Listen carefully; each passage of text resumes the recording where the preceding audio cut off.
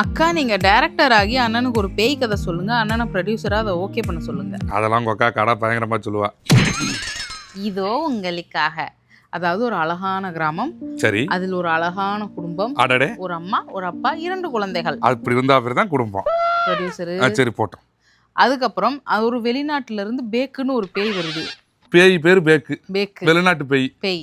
சரி போட்டோம். அந்த பேய் அந்த குடும்பத்தை சின்ன பின்னமாக்கிடுது. அந்த அம்மா அப்பா 2 பேரும் இறந்துடுறாங்க. அந்த 2 குழந்தைங்க மட்டும் நிராயுத்த பாணியா நிக்குதுங்க.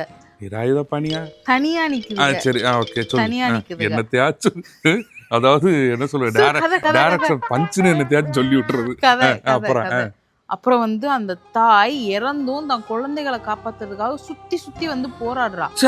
உங்க அப்பா இங்க சிறைக்க போனானா? அவனும் தானே சத்தியான், அவனும் வந்து காப்பாத்திருக்கணும்ல. தாய்மை நீங்க பெருசா பேசுற ஒண்ணும் தப்பு இல்ல. தாய்மையை ஊற வைக்கிறோம். அந்த இடத்துல ஆண்மையே காணாம போயிருதே. நாங்க எங்க அப்ப மாதிரிலாம் என்ன பிள்ளைகளை காப்பாற்ற மாட்டோமா? இல்ல நாங்க வந்து அவ்வளவு கல்லஞ்ச கரைகளா? நான் தான் டைரக்டர். சரி ஓகே, நான் ப்ரொடியூசரு சொல்லு.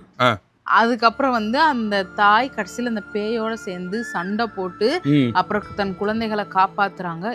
தந்தானே நானே அந்த மாதிரி பேய் பாட்டு, அந்த மாதிரி அந்த தாய்மையை வந்து நல்ல அணித்தனமா காமிக்கிறான். ஆணித்தனமா. அப்புறம் கடைசியில் அந்த அம்மா வச்சே பிகினியில ஒரு பாட்டை போட்டு முடிக்கிறோம்.